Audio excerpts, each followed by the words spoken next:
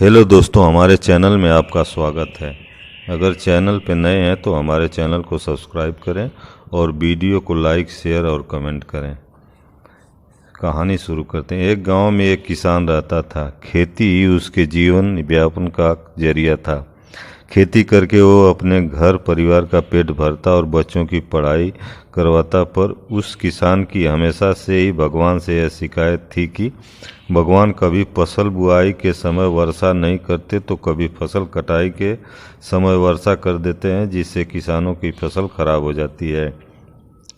इस साल फसल बुआई का समय आ गया और वर्षा नहीं हो रही थी। किसान फसल बुआई के लिए बहुत दिनों तक इंतजार किया, पर फिर भी वर्षा नहीं हुई। तो एक दिन किसान अपने खेत में खड़े होकर आसमान की तरफ देखते हुए भगवान से शिकायत कर रहा था कि आप भगवान हो और आपको यही नहीं पता कि खेत में फसल उगाने के लिए क्या ज़रूरी है।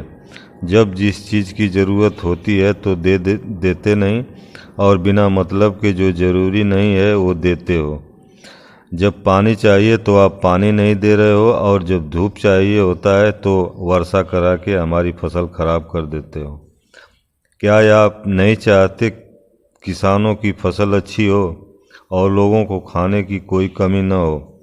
मैं आपसे हाथ जोड़ के विनती करता हूँ कि कृपा करके बस एक बार अपने अपने मन मुताबिक मौसम करने का मौका दो, ताकि हम किसान अच्छे से अनाज उगा कि आपको दिखा सकें कि खेती करने के लिए कैसे मौसम की ज़रूरत होती है, और फसल अच्छी होने की वजह से कोई भी इंसान कभी भूखा ना रोक सके।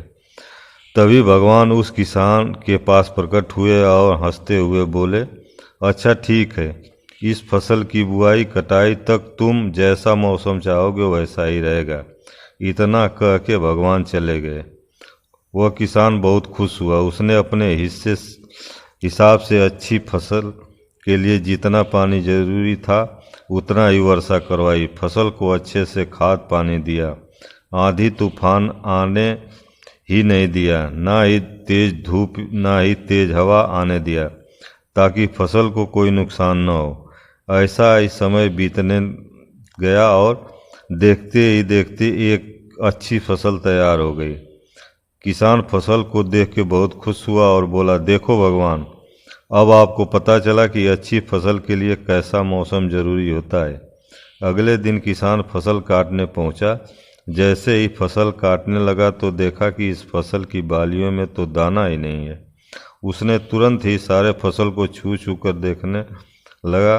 उसने देखा कि किसी भी फसल की बालियों में एक भी दाना नहीं है। वह बहुत दुखी हुआ और रोने लगा। थोड़ी देर शांत होने के बाद उसने भगवान से पूछा, हे भगवान, ये अन्याय मेरे साथ क्यों किए? मैंने तो अच्छी फसल के लिए जरूरी सारे इंतजाम किए थे, फिर भी मेरी फसल में दाना क्यों नहीं है? तब भगवान वापस से आए और बोले, बेटा, मैंने तेरे साथ अन्याय नहीं किया है, बल्कि तूने ही अपनी फसलों के साथ ऐसा किया है। मैं तो पहले ही जानता था ऐसा ही होगा, क्योंकि तुमने इन फसलों को बिल्कुल संघर्ष नहीं करने दिया। ये फसल अगर तेज धूप सहती, तेज आंधियाँ झेलती, तब तो ये अंदर से मजबूत होती। तुमने इन्हें किसी भी चुनौतियों का सामना नहीं करने दिया, इसलिए बाहर से देखने में सुंदर तो हैं, पर अंदर से बिल्कुल खोखली हैं। किसान ने भगवान से अपनी नासमझी की माफ़ी मांगी और कहा, हे प्रभु, अब मुझे समझ आ गया है कि आप ऐसा क्यों करते हैं। इसी प्रकार संघर्ष करने से इंसान मजबूत होता है। जीवन में समस्याओं और मुश्किलों से लड़ना, उन्हें हल करने का तरीका ढूंढना, अपने आप को समझना आवश्यक होता है। जिस तरह एक मुस्कुराहट जिंदगी में सभी मुसीबतों का सामना करने की ताकत देती है, उसी तरह संघर्ष भी हमें अधिक मजबूत बनाता है। संघर्ष करने से हमारी निर्णय क्षमता, समस्याओं के सामने जवाबदेही तय करने की क्षमता और संकल्प की ताकत में सुधार होता है। जब हम समस्याओं का सामना करते हैं तो हम अपने आप में नई शक्ति